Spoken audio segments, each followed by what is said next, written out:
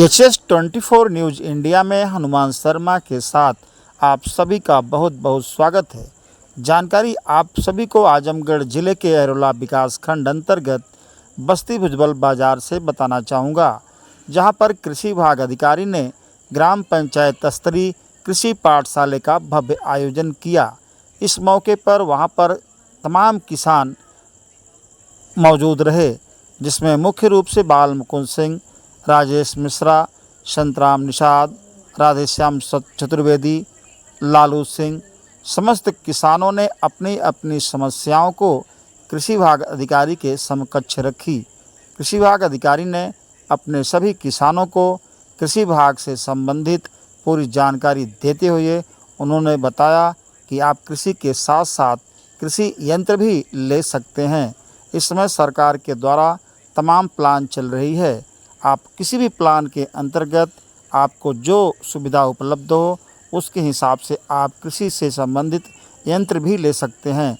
इस मौके पर कृषि विभाग अधिकारी ने ग्राम सभा बस्ती भुजबल में कृषि विभाग पाठशाला के आयोजन के द्वारा अपने मूलभूत समस्याओं को सामने रखा। देखिए क्या कुछ कहते हैं कृषि विभाग अधिकारी। कृषि विभाग अरौला आजमगढ़ टीएसी के पद पे कार्यरत हूँ। यहाँ पे कौन सा प्रोग्राम चल रहा है आपके यहाँ? यहाँ पर किसान पाठशाला का प्रोग्राम बस्ती भुजबल ग्राम पंचायत में लगाया गया है। क्या उद्देश्य है इसका?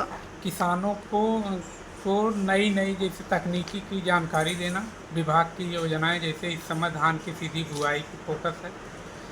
उसके बाद कृषि यंत्र, जैसे जो योजना चलती है कृषि यंत्र का, जैविक खेती है, आपदा प्रबंधन है। ये 2 दिन का प्रोग्राम है हम लोगों का। जैविक खेती में 2 दिन का प्रोग्राम सिर्फ यहाँ पे है बनकट में? बस्ती भुजबल जी। अच्छा। खेती में जीवामृत है, घनामृत है, इस सब पे किसानों को जानकारी देना है। इससे लाभ क्या है किसानों को? जैसे जैविक करेंगे किसान को तो उसमें जैसे बचत होगी, सीधी बुआई करेगा, सीधी बुआई करेगा किसान। तो जैसे इस समय बारिश कम हो रही है, में जो धान की फसल लोग बीज के रूप में डाल रहे हैं जी, उसमें सबसे अच्छी पैदावार के रूप में कौन सा धान अच्छा चल रहा है? सोना सगवन है, नाटी मंसूरी है। इस समय जैसे प्राइवेट में आया पान मंसूरी, उसका 1 कुंटल लगभग बिस्वा जा रहा है उत्पादन। किसान भाई सबसे विशेष करके ध्यान दें, जैसे जब नर्सरी डाल रहे हैं तो उसका ट्रीटमेंट करें। 2 ग्राम पर दवा के हिसाब से पर केजी, जैसे धान के हिसाब से बीज का शोधन करके, जैसे थीरम है या कार्बेंडाजिम माइकोजेब आता है मार्केट में, तो 2 ग्राम दवा 1 किलो बीज से ट्रीटमेंट करेंगे तो फ्लाई ट्रीटमेंट, जो कंडुआ रोग लगता है धान में, वो चीज़ कम आएगी दिक्कत।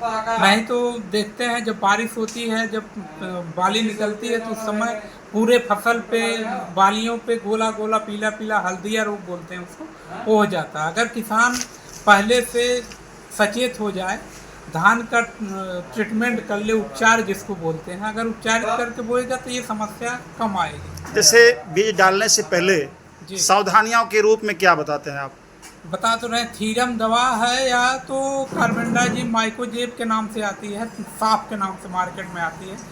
1 किलो बीज के लिए 2 ग्राम से 2.5 ग्राम दवा का प्रयोग किया जाता है। उससे उपचारित करके, जैसे किसान नर्सरी के लिए धान भिगो रहा तो उसमें पानी में पहले दवा डाल ले, मिला के उसके बाद उसमें दवा को, धान को 12 से 14 घंटा तक भिगो दे, उसके बाद छान के नर्सरी डाल सकता है किसान, तो ये समस्या कम आएगी। तो इसकी कोई टाइमिंग बताएंगे? जैसे इस समय मौसम जो तापमान जो है जी बहुत तेज है, जी। तो शाम के वक्त बीज डाला जाए, दोपहर में डाला जाए, शाम को शाम को डाला जाए। शाम को डाला शाम को, जैसे आप जब किसान बीज भिगोएगा 12-14 घंटा, उसके बाद लगभग 24 घंटा जैसे उसको रख दे, जब उसमें अंकुरण शुरू हो जाए धान में, तब उसकी नर्सरी शाम को, जैसे सुबह में खेत तैयार करके छोड़ दे और शाम को उसकी नर्सरी डाल दे।